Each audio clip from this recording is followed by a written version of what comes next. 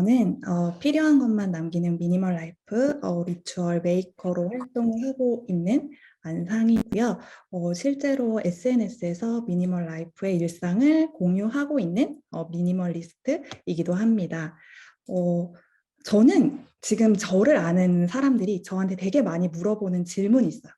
너 원래 정리 잘했어? 너 원래 정리 잘했었나? 너 원래 정리 잘하는 사람이야? 라고 되게 많이 궁금해 하시는데 제가 학창 시절에 제가 어땠는지, 저희 방이 어땠는지를 사실 보여드릴 수 있으면 정말 좋겠지만 그때 당시에는 스마트폰이 없어서 방을 찍어놓은, 요즘은 이제 방들도 많이 찍으시지만 방을 찍어놓은 게 없어요. 정말 어, 뭐라고 설명해야 되냐면 저희 집에서 가장 더러운 방이 제 방이었습니다.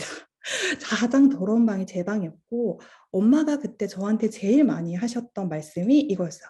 시집은 가겠니? 너 그렇게 그렇게 방을 항상 엄마하고 놔두는데 어떻게 시집은 갈 수 있을까? 그리고 엄마가 돼지우리에서 잠은 오니? 이런 말씀을 진짜 많이 하셨어요. 그러면서 제 방 앞을 지나다니면서 살며시 남이 볼까 무섭다면서 살며시 문을 닫고 가시고 제 방문은 항상 닫혀 있는, 그리고 항상 청소는 다 컸지만 엄마가 치워주시는 그런 저는 학창 시절을 보냈습니다.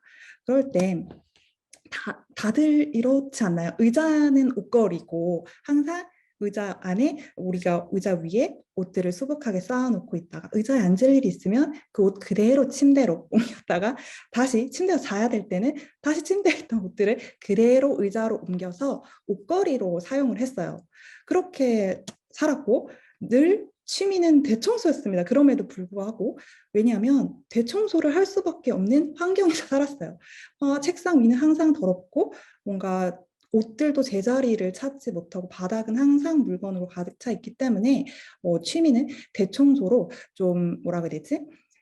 하루를 좀 정리하는, 청소를 하고 나면 그래도 방이기 때문에, 그 당시에는 집이 아니니까 방이기 때문에 하루 이틀만 대청소를 하면 집이 깨끗해졌어요.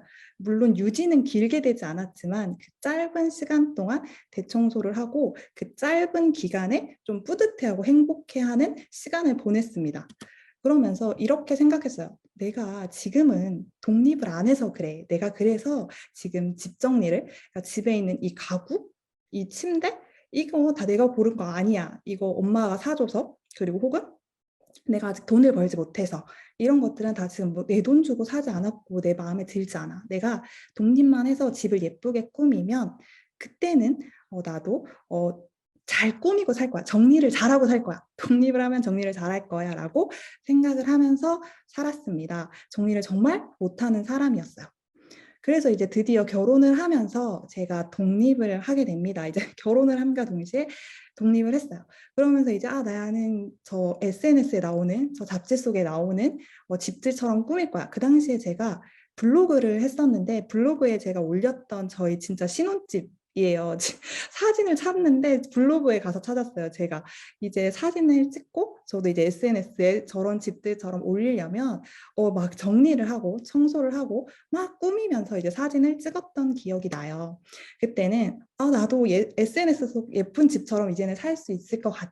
그래서 근데 좀 부족하네. 뭔가 좀 포인트가 없는 것 같아. 그러면서 좀 같은 물건들을 좀 많이 샀었어요. 같은 물건을 사고 채웠지만 그 당시에 대청소 여전히 정리 습관이 들어있지 않기 때문에 정리는 여전히 잘 못하니까 대청소를 여전히 했습니다. 그래도 물건을 특별히 건드리지 않으면 그 자리에 그대로 있는 시간이 좀 길었어요. 그래서 뭐 한 일주일에서 한 달 정도는 집이 대청소를 한번 하면 좀 유지가 됐던 것 같아요. 그런데 신혼 때까지는 그래도 괜찮았는데 이제 예상치 못한 이제 아이가 생기고 예상치 못한 전개로 흘러가게 됩니다. SNS 사진 속에 있는 집들은요, 멈춰 있는데 우리는 사실 그 집 안에서 씻기도 하고 잠도 자고 밥도 먹고 모든 생활을 하잖아요. 그런데 그 내가 하는 모든 행동들이 결국은 흔적을 남기더라고요. 내가 뭘 꺼내 썼어. 그러면 내가 다시 넣지 않는 한 그 자리 그대로 있는 거죠. 그러면서 내가 이 집에서 움직이는 대로 나의 흔적이 그대로 남아서 정리 습관이 들지 않은 저는 더 혼돈을 느낄 수밖에 없었던 것 같아요. 근데 이게 저의 흔적만 남으면 다행이고 성인인 남편, 제가 얘기를 하면 치울 수 있는 성인의 남편 흔적이면 다행인데 아이까지 생기게 되면서 저는 일이 좀 더 많아졌던 것 같아요. 그리고 제가 굉장히 시각적으로 예민한 사람이에요. 제가 미술을 전공을 해서 시각적으로 그러니까 머리부터 발끝까지 다 예민한데 머리부터 발끝까지 안 예민한 부분이 없는데 특히나 시각적으로 예민한 사람이었어요.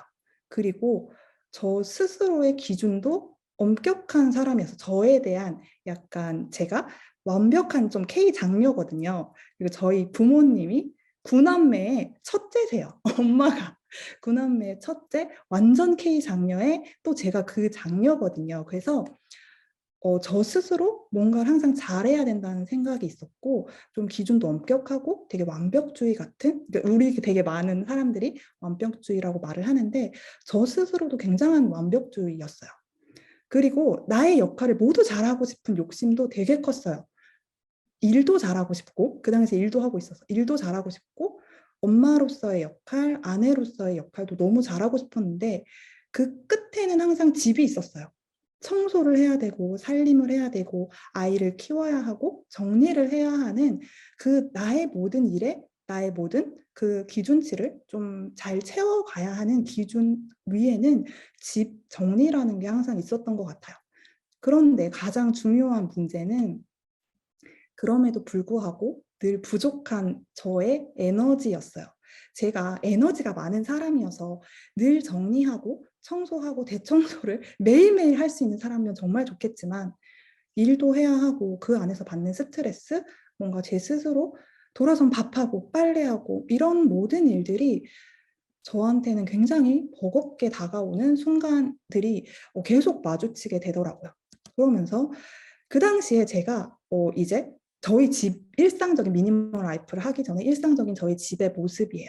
진짜로 뭐 정리를 매일 하고 청소를 매일 한다고 해도 이런 상태를 벗어날 수가 없었어요. 항상 위에는 무언가가 올라와 있고 바닥은 정리되어 있지 않은 상태로 무언가가 항상 올려져 있고 아이 방은 항상 책꽂이도 있는데 뭔가가 항상 어수선하고 뭔가 정리되지 않은 네, 이게 제가 평소에 짐을 그렇게 많이 갖고 있는 사람이 아님에도 불구하고 늘 이렇게 어수선한 상태로 좀 살았던 것 같아요.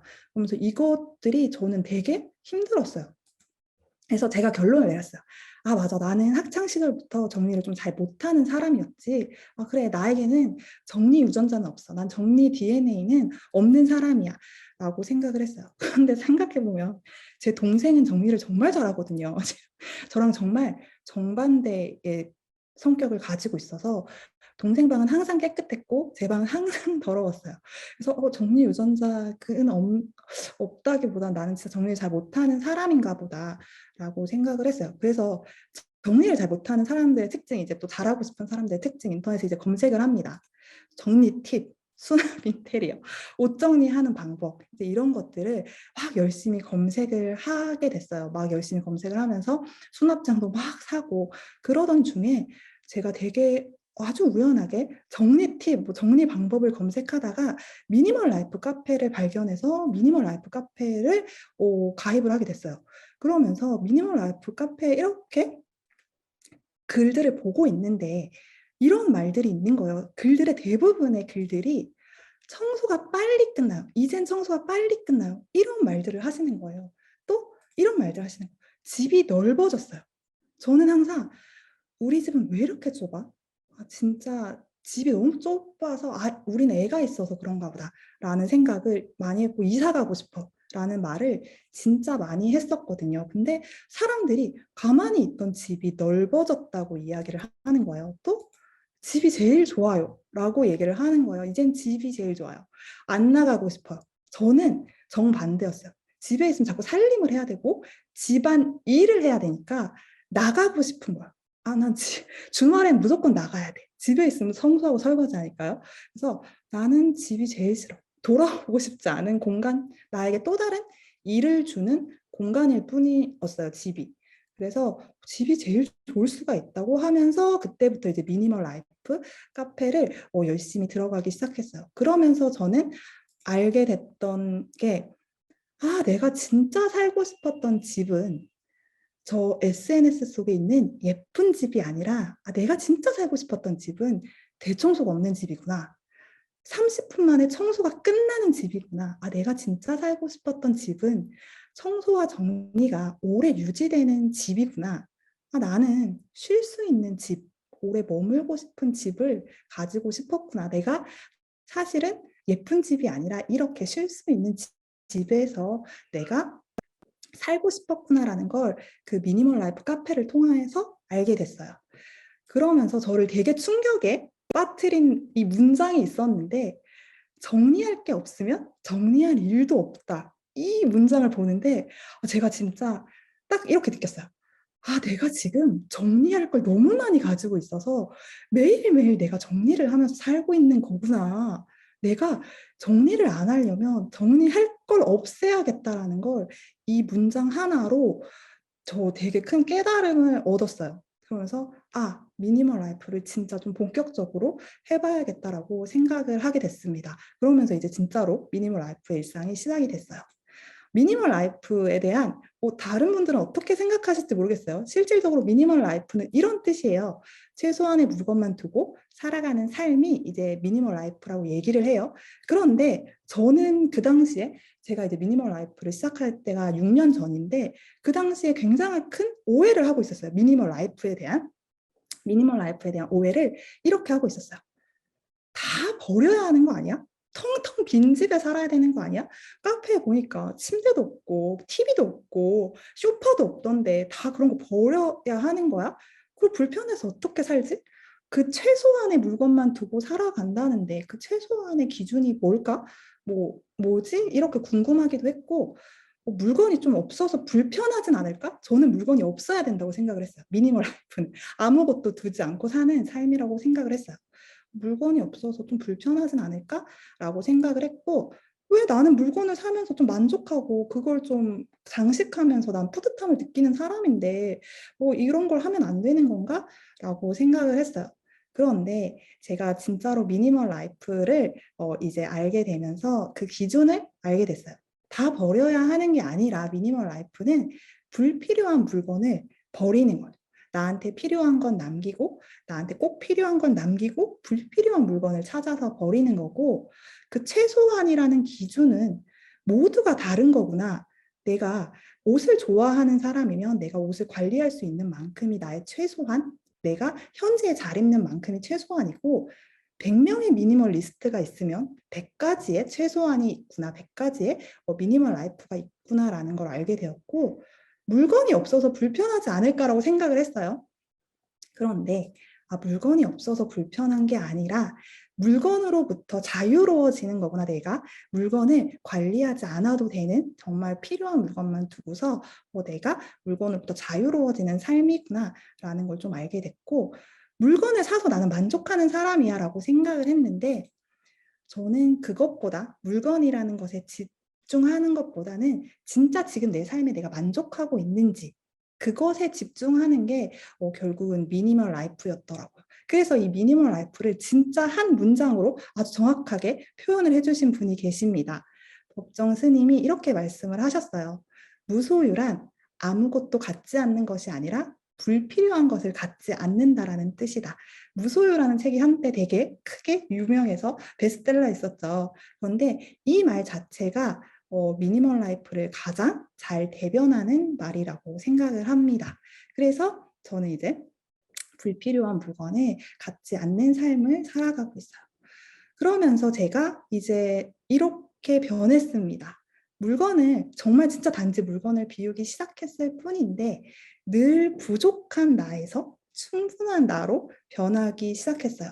사실 제가 그렇게 부유한 환경에서 자라지 못했어요. 그래서 항상 좀 집이 힘들었고, 그러다 보니까 거기에 또 장려기도 하고 그런 시간들을 사춘기 때 되게 심하게 겪다 보니까 늘 부족하다고 생각을 했어요. 저는 많은 것들이 돈도 늘 부족했던 환경에서 컸고 이런 공간들도 나에게 주어지는 공간들, 환경들도 늘 부족하다고 생각을 했고 거기에서 오는 더 잘해야 돼. 뭔가 나의 열정이 부족한가? 뭔가 나의 노력이 부족한가? 라고 항상 생각을 하면서 컸어요. 평생을 그렇게 살았던 사람인 것 그런 사람이더라고요, 제가. 그래서 늘 저는 이렇게 생각했어요. 집에서도 뭘 채우지? 뭘 채우면 좋을까? 라고 생각했던 사람인데 미니멀 라이프를 시작하고서는 정말 시야가 완전히 바뀌었어요.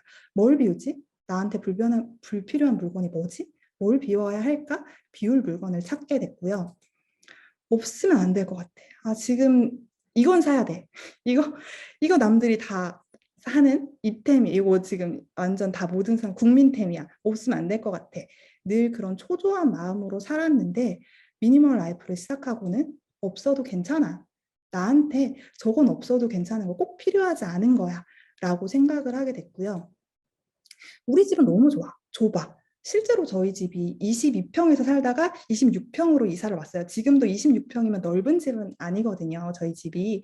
그리고 거의 30년이 돼가는 아주 오래된 복도식 아파트에 살고 있기 때문에 실제로 집이 너무 좁다고 생각을 했어요. 야, 이 집에서 3인이 아이까지 키우면서 살기엔 너무 좁은 거 아니야?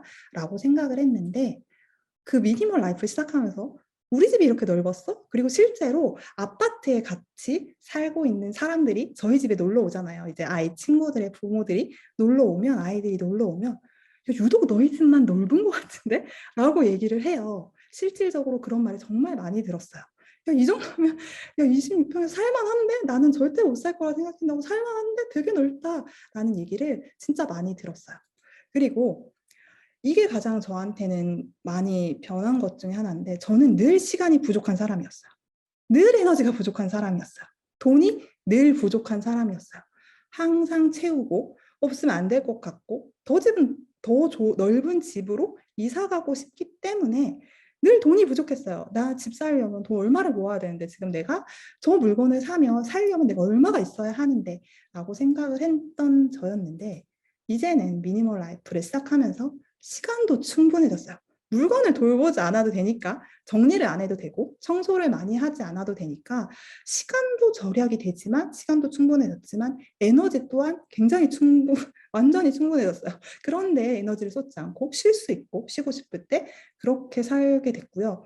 돈도 없어도 되니까 불필요한 것들은 없어도 되니까 집도 이사 안 가도 되거든요. 집이 넓어져서 충분합니다. 그래서 돈도 충분한 상태가 됐어요.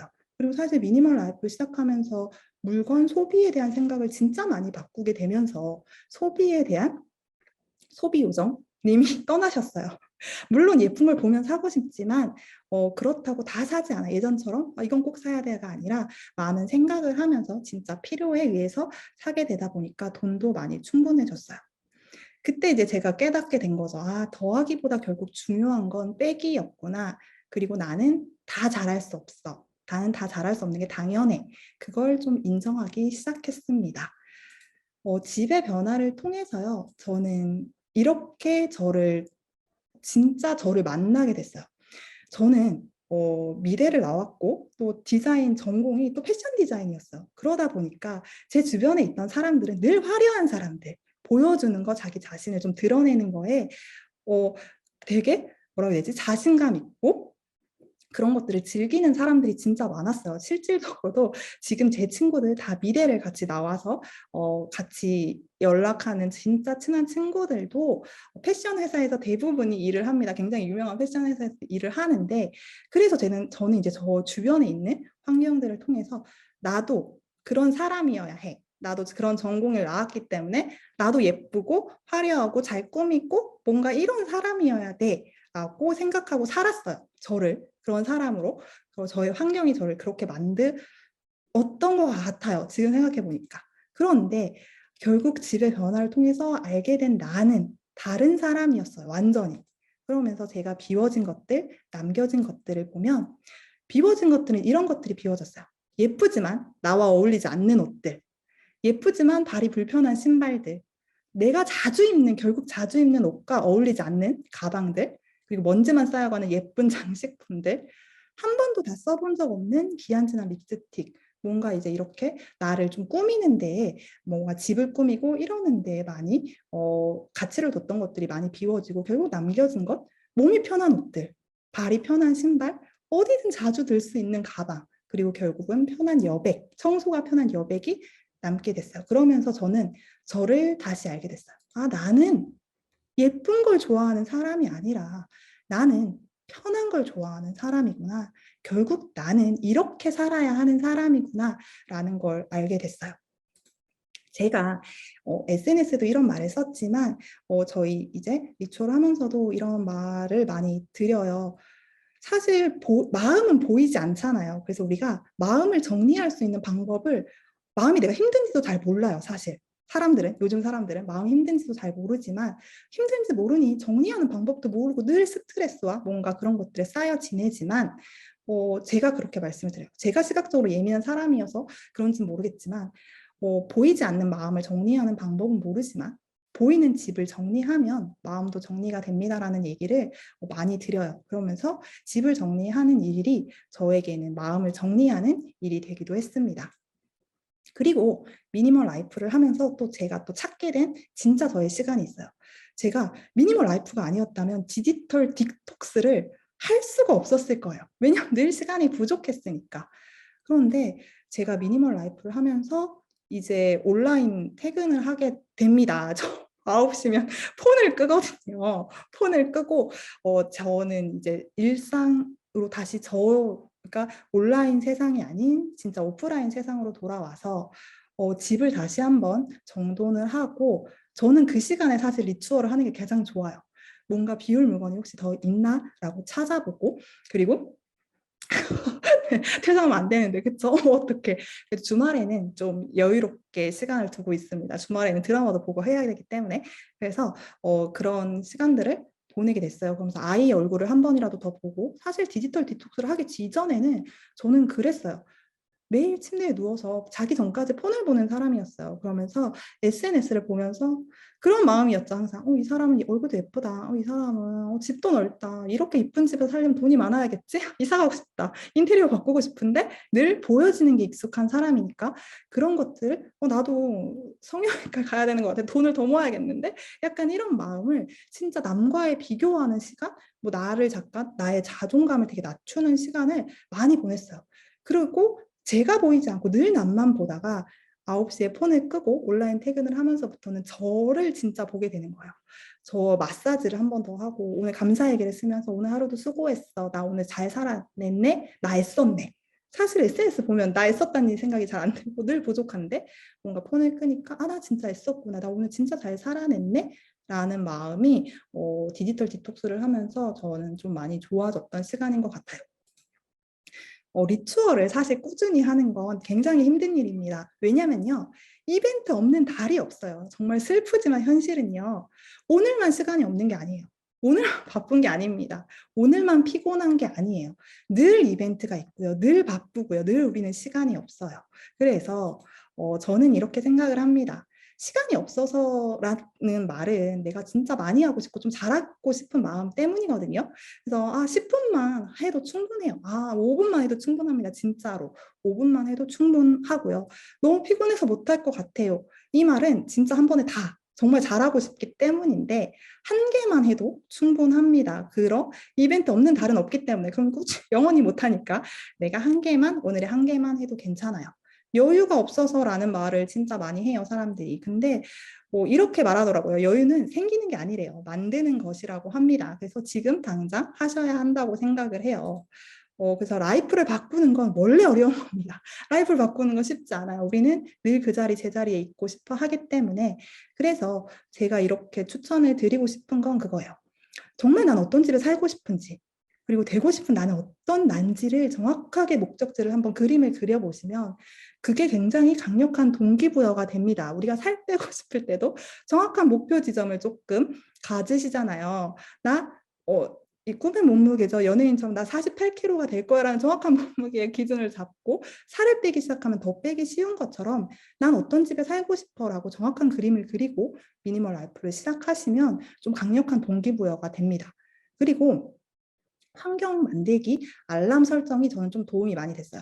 알람을 설정을 해요. 그러면 처음에 습관이 들어있지 않았을 때는 알람의 도움을 많이 받았어요. 전 실제로도 지금 알람이 굉장히 많이 맞춰져 있어요. 그래서 알람의 도움을 굉장히 많이 받는 사람입니다. 그리고 나에게 맞는 시간, 그러니까 이게 사람마다요. 골든타임이 다르더라고요. 저는 9시에 폰을 끄고 저 혼자 집중하는 시간이 저에게는 가장 맞는 시간이에요. 저를 진짜 돌아보는 시간이니까.